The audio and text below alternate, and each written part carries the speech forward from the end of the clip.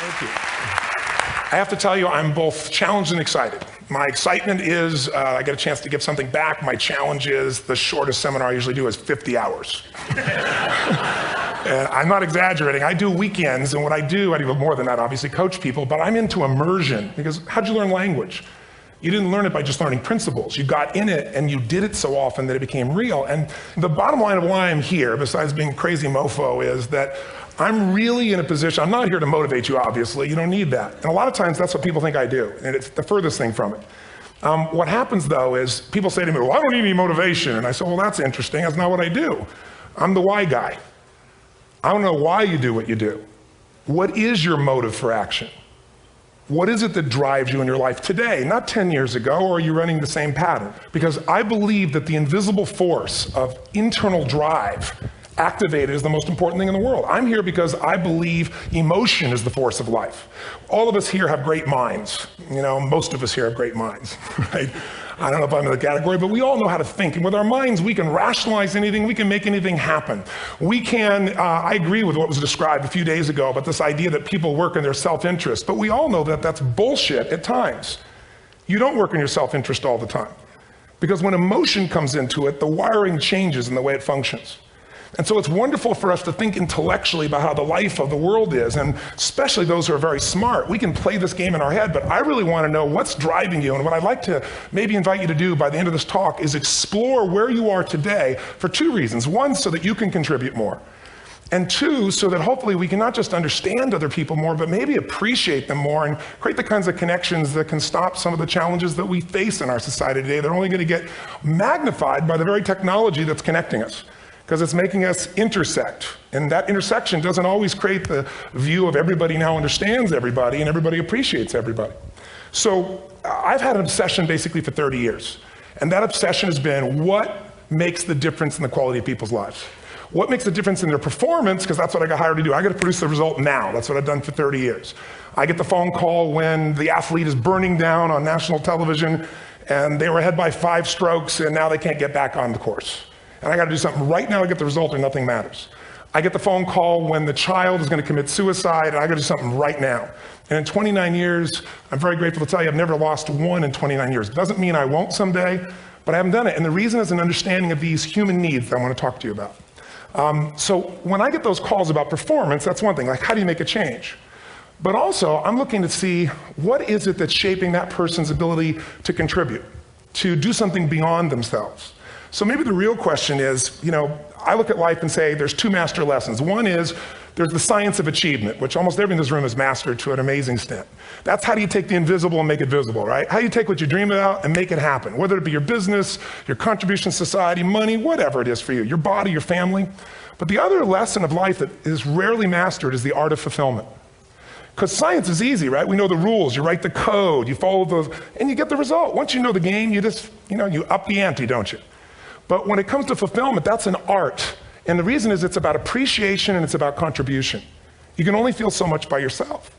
So I've had an interesting laboratory to try to answer the question of the real question, which is what's the difference in somebody's life if you look at somebody like those people that you've given everything to, like all the resources they say they need. You gave them not a $100 computer, you gave them the best computer. You gave them love, you gave them joy, you were there to comfort them. And those people very often, and you know some of them I'm sure, end up the rest of their life with all this love, education, money, and background, spending their life going in and out of rehab. And then you meet people that have been through ultimate pain, psychologically, sexually, spiritually, emotionally abused, and not always, but often they become some of the people that contribute the most to society. So the question we got to ask ourselves really is, what is it? What is it that shapes us? And we live in a therapy culture. Most of us don't do that, but the culture is a therapy culture. And what I mean by that is the mindset that we are our past. And everybody in this room, you wouldn't be in this room if you bought that theory, but most of society thinks biography is destiny. The past equals the future. And of course it does if you live there. But what people in this room know, and what we have to remind ourselves though, because you can know something intellectually, you can know what to do and then not use it, not apply it. So really what we got to remind ourselves is decision is the ultimate power. That's what it really is. Now, when you ask people, have you failed to achieve something? How many have ever failed to achieve something significant in your life? Say, I. Thanks for the interaction on a high level there. But if you ask people, why didn't you achieve something? Somebody who's working for you, or a partner, or even yourself. When you fail to achieve a goal, what's the reason people say they failed to achieve? What do they tell you? Didn't know enough, didn't have the knowledge, didn't have the money, didn't have the time, didn't have the technology. You know, I didn't have the right manager. Didn't have the Supreme Court.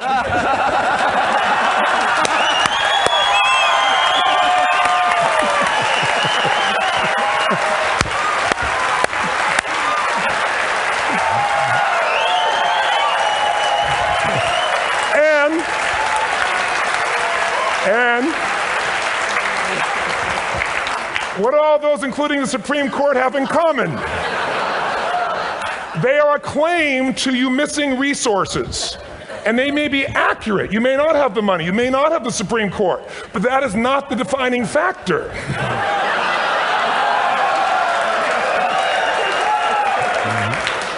And you correct me if I'm wrong. The defining factor is never resources, it's resourcefulness. And what I mean specifically, rather than just some phrase, is if you have emotion, human emotion, something that I experienced from you day before yesterday at a level that is as profound as I've ever experienced, and if you'd communicated with that emotion, I believe you would have beat his ass and won.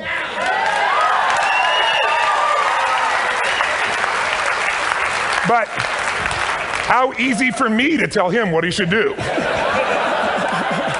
Idiot, Robbins.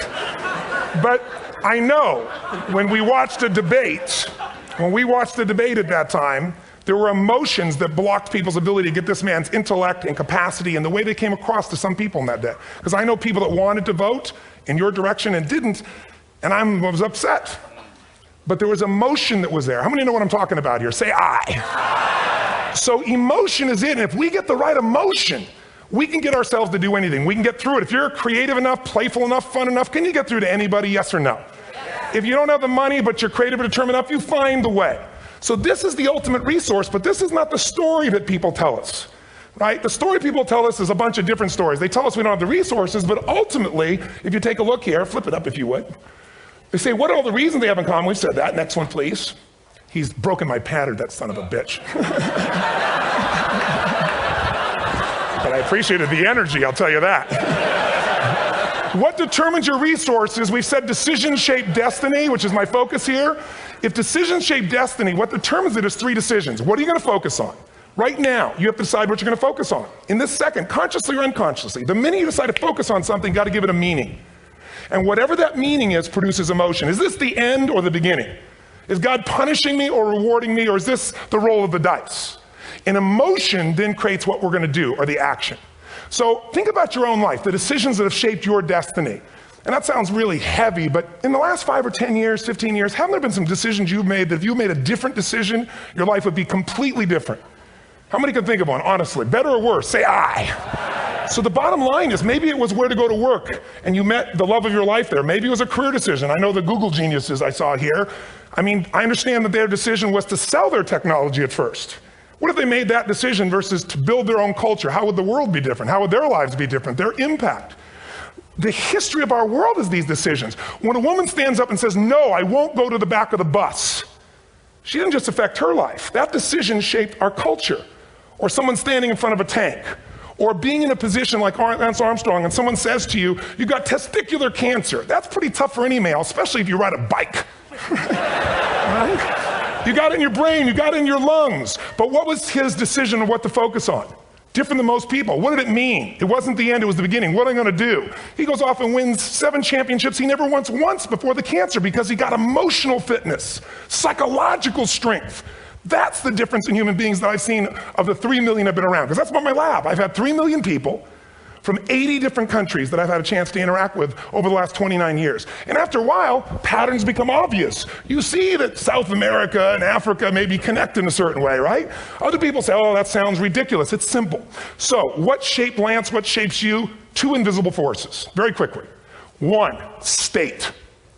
We all have had times. Have you had a time you did something and after you did it, you thought to yourself, I can't believe I said that. I can't believe I did that. That was so stupid. Who's been there? Say I.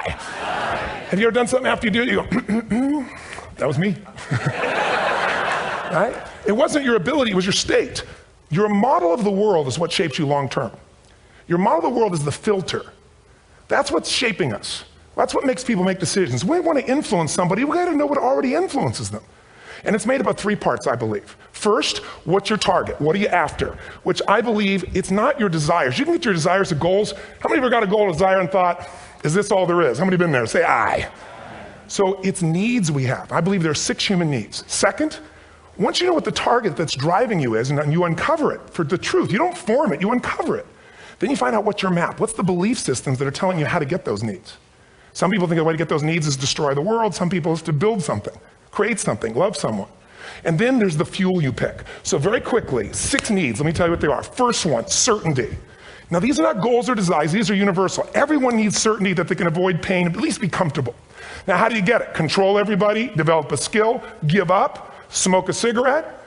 And if you got totally certain, ironically, even though we all need that, like if you're not certain about your health or your children or money, you don't think about much more. You're not sure the ceiling's gonna hold up, you're not gonna listen to any speaker.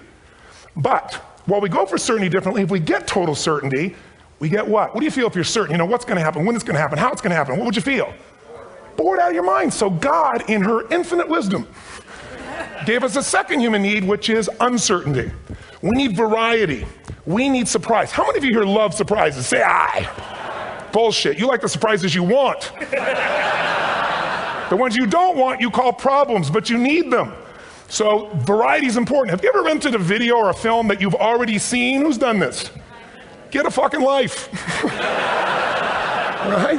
Why are you doing it? You're certain it's good because you read it before, saw it before, but you're hoping it's been long enough you've forgotten enough there's variety. Third human need, critical, significance. We all need to feel important, special, unique. You can get it by making more money. You can do it by being more spiritual. You can do it by getting yourself in a situation where you put more tattoos and earrings in places humans don't want to know. Whatever it takes. The fastest way to do this, if you have no background, no culture, and no belief in resources or resourcefulness, is violence. If I put a gun to your head and I live in the hood, instantly I'm significant. 0 to 10, how high? 10. How certain am I you're going to respond to me? 10. How much uncertainty? Who knows what's going to happen next? Kind of exciting, like climbing up into a cave and doing that stuff all the way down there. Total variety and uncertainty. And it's significant, isn't it? So you're willing to risk your life for it. So that's why violence has always been around and will be around unless we have a consciousness change as a species. Now you can get significance a million ways, but to be significant, you got to be unique and different. Here's what we really need. Connection and love, fourth need. We all want it. Most people settle for connection because love's too scary. Don't want to get hurt. Who here has ever been hurt in an intimate relationship? Say aye. If you don't raise your hand, you'll have about other shit too, come on. And you're going to get hurt again. Aren't you glad you came to this positive visit? But here's what's true, we need it. We can do it through intimacy, through friendship, through prayer, through walking in nature. If nothing else works for you, get a dog. Don't get a cat, get a dog, because if you leave for 2 minutes, it's like you've been gone for 6 months when you show back up again 5 minutes later, right? Now these first 4 needs, every human finds a way to meet. Even if you lie to yourself, even if you have split personalities. But the last 2 needs, the first 4 needs are called the needs of the personality, is what I call it. The last 2 are the needs of the spirit. And this is where fulfillment comes. You won't get fulfillment from the first 4. You'll figure a way, smoke, drink, do whatever, meet the first 4. But the last 2, number 5, you must grow. We all know the answer here. If you don't grow, you what? If a relationship's not growing, if a business is not growing, if you're not growing, it doesn't matter how much money you have, how many friends you have, how many people love you, you feel like hell. And the reason we grow, I believe, is so we have something to give of value. Because the 6th need is to contribute beyond ourselves. Because we all know, corny as it sounds, the secret of living is giving. We all know life's not about me, it's about we. This culture knows that, this room knows that. And it's exciting. When you see Nicholas up here talking about his $100 computer, the most passionate, exciting thing is here's a genius, but he's got a calling now. You can feel the difference in him, and it's beautiful. And that calling can touch other people. In my own life, my life was touched because when I was 11 years old, Thanksgiving, no money, no food, and we're not gonna starve, but my father was totally messed up. My mom was letting him know how bad he messed up. And somebody came to the door and delivered food. My father made 3 decisions. I know what they were briefly. His focus was, this is charity. What does it mean? I'm worthless. What do I gotta do? Leave my family, which he did. At the time, one of the most painful experiences of life. My 3 decisions gave me a different path. I said, focus on, there's food, what a concept, you know? Second, but this is what changed my life. This is what shaped me as a human being.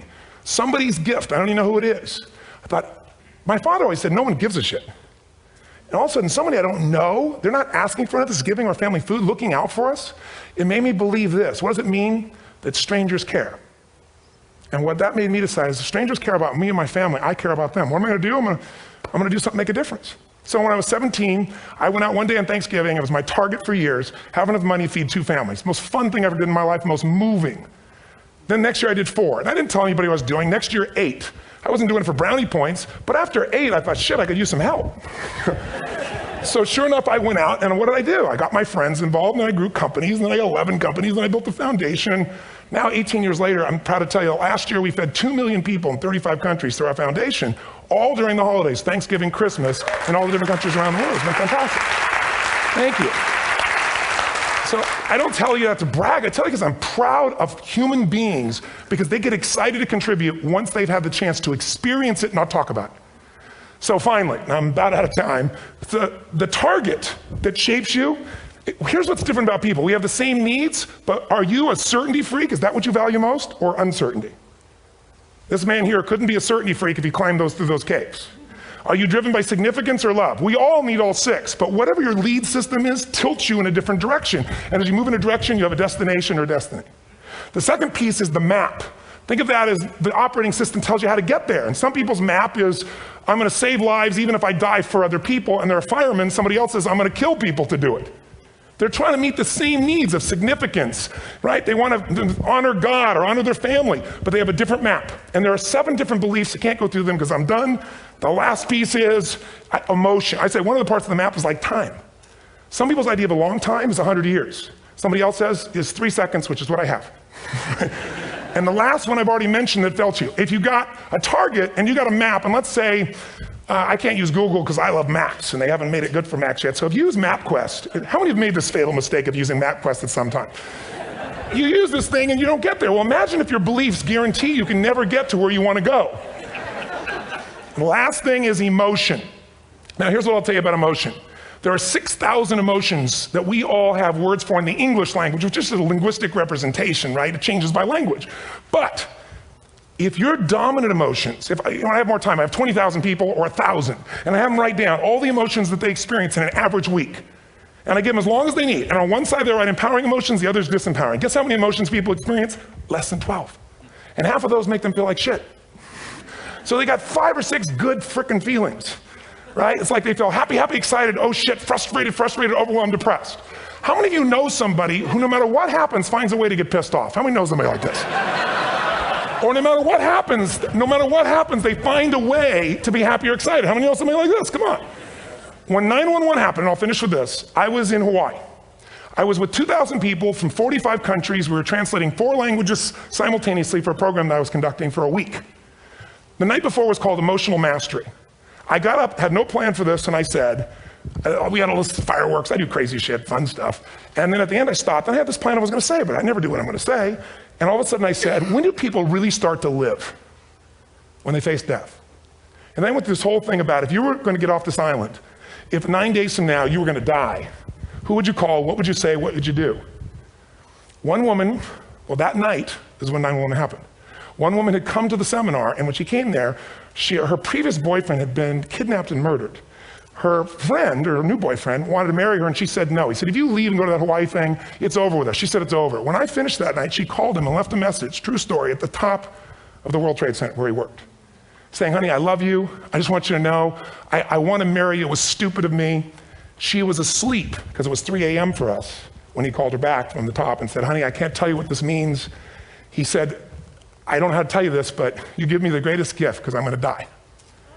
And she played the recording for us in the room. She was on Larry King later.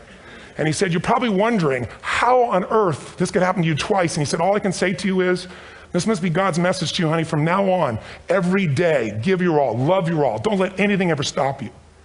She finishes, and a man stands up and he says, I'm from Pakistan, I'm a Muslim. I'd love to hold your hand and say I'm sorry, but frankly, this is retribution. I can't tell you the rest because I'm out of time.